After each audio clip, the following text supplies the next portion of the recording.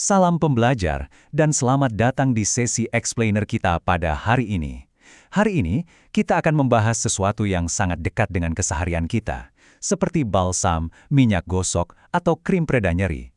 Secara spesifik, kita akan membedah secara ilmiah farmakokinetika dan potensi nefrotoksisitas kronis dari sediaan topikal analgesik ini. Mari kita mulai. Nah, mari kita mulai dengan satu pertanyaan mendasar yang sangat kritis.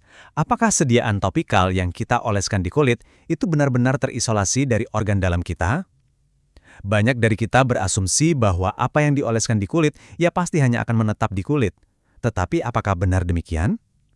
Dalam ilmu farmakokinetik, dinding pemisah antara permukaan kulit dan aliran darah kita itu sama sekali tidak absolut loh.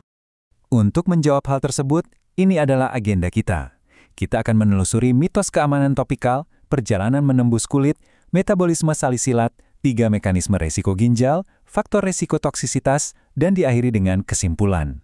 Kita masuk ke bagian pertama, mitos keamanan topikal.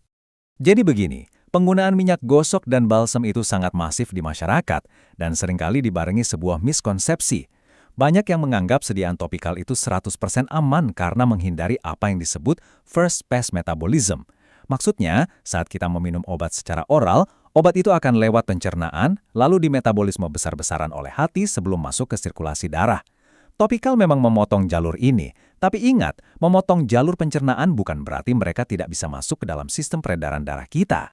Poin krusialnya ada di sifat molekulnya. Balsam atau minyak atsiri itu kaya akan molekul lipofilik, alias molekul yang larut dalam lemak. Dan secara anatomi, stratum corneum, lapisan kulit terluar kita, sangat ramah terhadap zat yang larut lemak. Molekul-molekul ini bisa menembusnya lewat proses difusi pasif dengan cukup mudah. Begitu pertahanan kulit ini tertembus, zat aktifnya masuk ke aliran darah. Dan tebak, organ mana yang pada akhirnya harus repot menyaring darah tersebut? Ya, tentu saja, ginjal kita. Selanjutnya, bagian kedua, perjalanan menembus kulit. Coba bayangkan kulit kita bukan sekedar perisai baja, tetapi lebih seperti sebuah katup asupan vaskuler. Prosesnya terbagi dalam 4 tahap. Pertama, kita mengaplikasikannya di epidermis. Kedua, molekul berdifusi pasif menembus stratum corneum. Ketiga, molekul ini menembus kapiler dan masuk ke sirkulasi darah sistemik. Dan keempat, zat eksogen ini pada akhirnya harus disaring dan dibuang oleh ginjal. Jadi, setiap kali kita mengoleskan sesuatu, sistem internal tubuh kita ikut bekerja. Masuk ke bagian ketiga, metabolisme salisilat dan beban ginjal. Lalu, zat kimia apa sebenarnya yang diserap oleh tubuh kita? Umumnya, ada 2 kelompok utama. Di satu sisi, ada senyawa terpenoid dari minyak atsiri, seperti minyak kayu putih. Ini dimetabolisme di hati dan dibuang lewat urin sebagai zat larut air. Dan profil keamanannya sangat baik pada dosis normal. Namun, kelompok kedua ini yang perlu kita waspadai, metil salisilat. Begitu diserap, ia dihidrolisis menjadi asam salisilat yang secara aktif menghambat enzim COX. Mekanisme inilah yang akan memengaruhi organ dalam kita. Secara lebih spesifik, penghambatan enzim COX1 dan COX2 oleh asam salisilat itu berdampak langsung pada produksi molekul kurir kimiawi esensial bernama prostaglandin, khususnya PGE2. Kalau asam salisilat ini terus-menerus masuk ke aliran darah sistemik kita, produksi prostaglandin di seluruh tubuh, termasuk di dalam ginjal, akan mengalami penurunan yang cukup tajam. Kenapa prostaglandin di ginjal ini sangat penting? Bayangkan ginjal itu sebuah pabrik penyaringan air raksasa.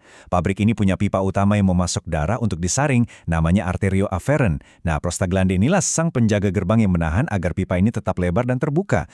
Kalau prostaglandin turun drastis karena salisilat, pipanya akan menyempit. Beban kerja ginjal pun melonjak secara eksponensial karena ia harus bekerja keras menyaring darah dengan aliran pasokan yang tersendat. Bagian keempat, 3 mekanisme risiko ginjal. Pemahaman tentang hemodinamika tadi membawa kita pada 3 patofisiologi utama, yaitu hipoperfusi renal, nefritis interstisial kronis, dan kristaluria. Kita tidak sedang menakut-nakuti, melainkan melihat ini dari kacamata medis logis pada penggunaan kronis jangka panjang. Mari kita bedah satu persatu. Mekanisme pertama adalah hipoperfusi renal. Ingat pipa yang menyempit tadi? Ketika kadar salisilat di darah kita terus-menerus menekan prostaglandin ginjal, aliran suplai darah ke jaringan ginjal akan menurun drastis. Ginjal kita pun berada dalam kondisi stres iskemik kronis akibat kekurangan darah yang kaya akan oksigen.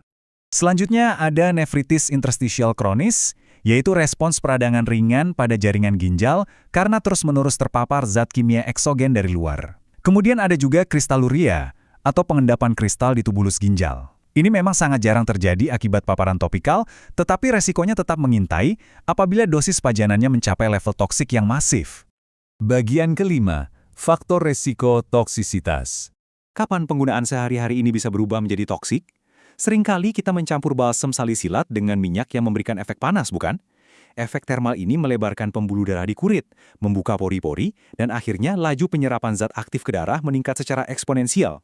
Hal ini juga diperparah dengan teknik pijatan yang sangat intens atau kondisi kulit yang mungkin sedang tidak utuh. Selain itu, luas area aplikasi sangatlah krusial. Mengoleskan balsam ke permukaan tubuh yang luas, misalnya ke seluruh area punggung sekaligus, akan secara dramatis melipat gandakan total zat aktif yang masuk ke sistem vaskuler. Ingat baik-baik, dosis toksik tidak hanya ditentukan oleh seberapa kuat balsam di botolnya, tetapi oleh seberapa luas hamparan kulit yang Anda olesi. Dan ini yang paling penting, komorbiditas. Bagi Anda yang memiliki riwayat hipertensi, diabetes mellitus, atau penurunan laju filtrasi glomerulus, ginjal Anda secara alamiah memiliki kapasitas kompensasi yang sudah menurun. Pada pasien dengan kondisi metabolik ini, penggunaan balsam salisilat dosis tinggi secara rutin merupakan ancaman tersembunyi yang dapat memperburuk fungsi ginjal mereka secara diam-diam. Terakhir, bagian keenam, kesimpulan dan rekomendasi. Secara ilmiah, kesimpulannya sangat menenangkan. Balsam tidak akan secara otomatis membuat ginjal Anda rusak. Ginjal manusia yang sehat adalah organ luar biasa dengan kapasitas kompensasi yang sangat masif.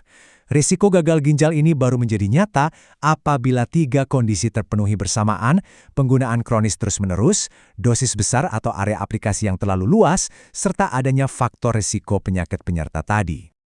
Oleh karena itu, rekomendasi akademis kita sangatlah logis. Pertama, pastikan asupan air putih yang cukup saat Anda rutin menggunakan sediaan topikal. Air adalah mekanisme pertahanan utama untuk memastikan proses pembuangan di ginjal berjalan optimal.